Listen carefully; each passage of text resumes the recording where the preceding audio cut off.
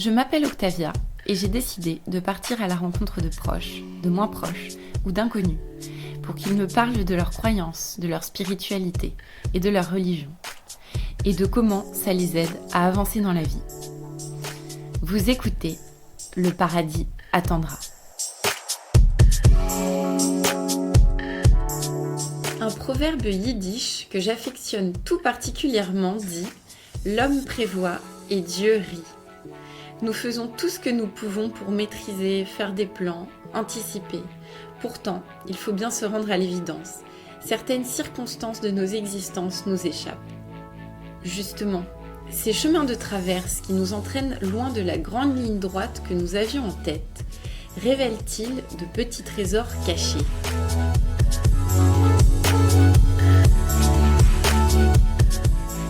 Je m'appelle Isabelle, j'ai 34 ans et je me définirais, c'est peut-être un peu curieux, mais comme un catholico-bouddhiste.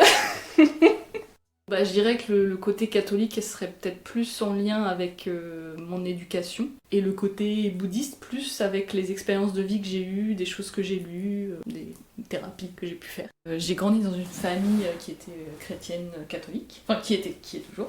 J'ai 2 frères, on a été éduqués, on était dans des écoles privées à partir de, on va dire le CP, avec des parents qui étaient quand même assez croyants et pratiquants. On allait pratiquement à la messe tous les dimanches quand on était enfant. Du coup j'ai eu des phases où quand on est un peu ado on y va moins, des phases où je retournais avec mes parents.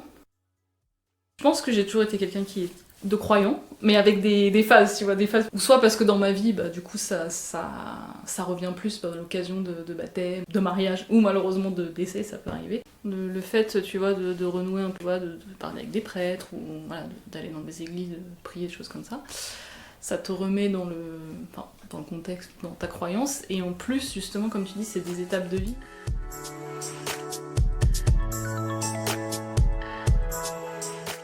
Il y a des moments clés où peut-être, malheureusement quand ma mère est décédée, c'était il y a 8 ans déjà, bientôt. Et du coup elle était assez croyante et pratiquante. Et quand à la fin de sa vie, elle était quand même hospitalisée pendant... c'était un peu compliqué quoi, mais elle continuait de vouloir aller à la messe, de croire quoi. Mon père qui la suivait aussi. En fait, c'est à la fois des moments qui sont durs, tristes et tout, et en même temps, ça apporte un espèce de passage, de rituel de passage, où il y avait en plus beaucoup de monde qui était là.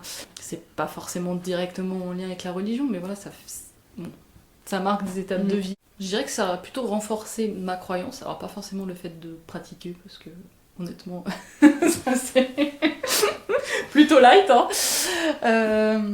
Mais si, ça renforce quelque chose. Après, j'ai eu l'impression d'avoir un lien qui était différent avec mon père.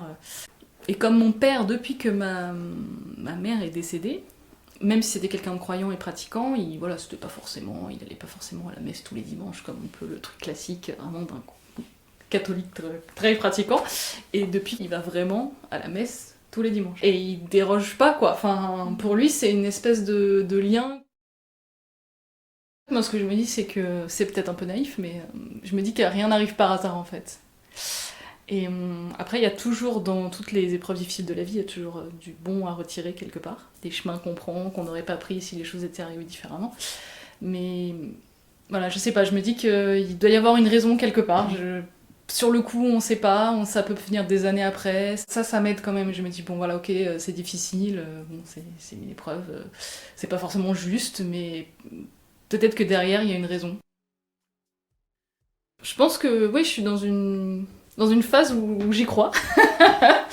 Après, c'est toujours compliqué la religion, parce que même quand tu discutes avec des prêtres, tous les gens, j'imagine que c'est pareil dans les autres religions, je connais un peu moins. Même eux doutent, ils disent de toute façon c'est presque le principe de la foi, quoi, c'est que tu doutes tout le temps en fait. C'est compliqué parce qu'en même temps t'as les vérités historiques où on sait quand même qu'il y a des choses qui ont... que ça soit Jésus ou Mahomet ou tout ça, ils ont existé, on le sait quoi. C'est les personnages historiques, ça on le sait. Après le message qu'il y a derrière, est-ce que vraiment c'était tu vois, des envoyés de Dieu? Est-ce que... quel est le message derrière? Je sais pas, moi, il y a des messages quand même dans la religion, et même en final, quand tu compares les trois grandes religions monothéistes, les messages sont presque...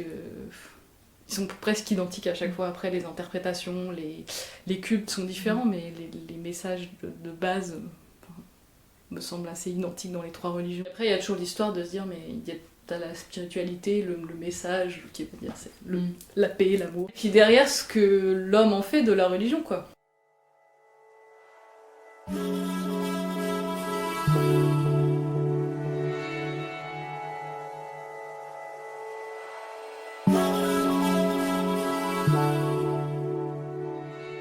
Je me dis que les gens, peut-être ils continuent à vivre à travers les autres, ou tu vois, mais est-ce qu'il y a vraiment une vie après la mort? Pourtant, ça devrait être le fondement de base, en plus chez les catholiques, tu vois. Peut-être pas par le souvenir, mais que les gens décédés, ils continuent à vivre à travers les autres, quoi. Le fait que déjà, si c'est un parent, quelque part il t'a légué quelque chose, ou par le souvenir, ou...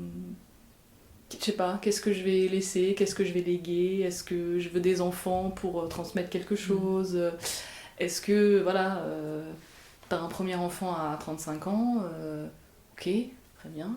Ça veut dire que si tu te remets dans le contexte en te disant, en plus, moi si je remets dans un contexte, malheureusement, le père de mon père, il est décédé à 66 ans, le père de ma mère à 63, et la mère de ma mère, ça fait un peu bizarre, à 69 ans. Du coup, tous avant 70. Tes enfants, du coup, voilà, à 25 ans, ils ont plus leurs parents. Est-ce que il y a une espèce de choses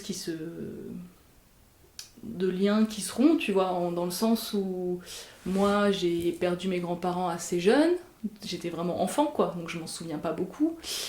Si j'ai des enfants, finalement, ils vont pas connaître leur grand-mère maternelle, ni leur grand-père paternel, parce que le père de mon mari aussi est décédé il y a pas longtemps.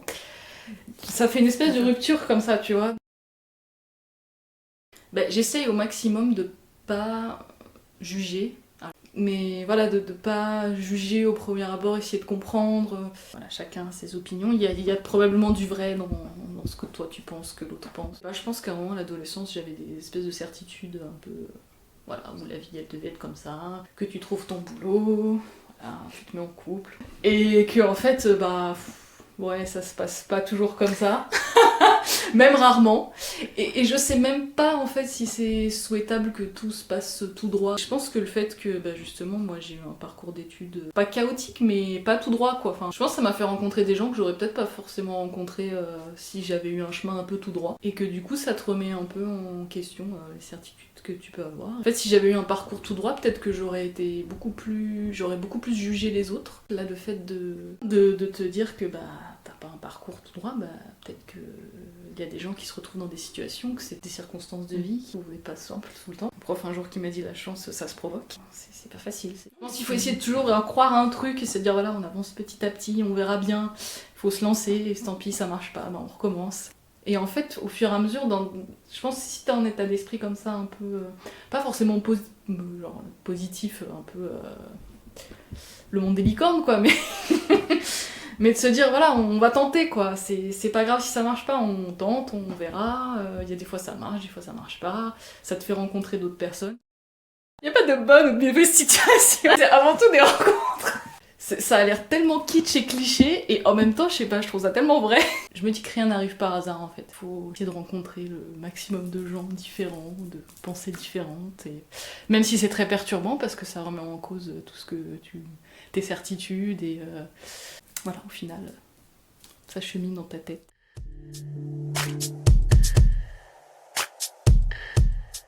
Les changements de cap de nos existences nous aident à devenir plus humains.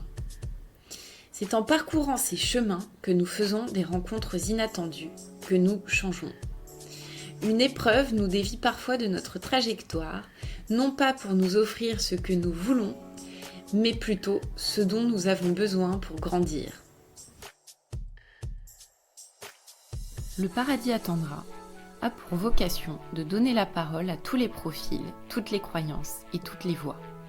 Si vous êtes intéressé et que vous souhaitez partager votre histoire de croyance ou de non-croyance, envoyez-nous un mail à leparadisattendra@gmail.com.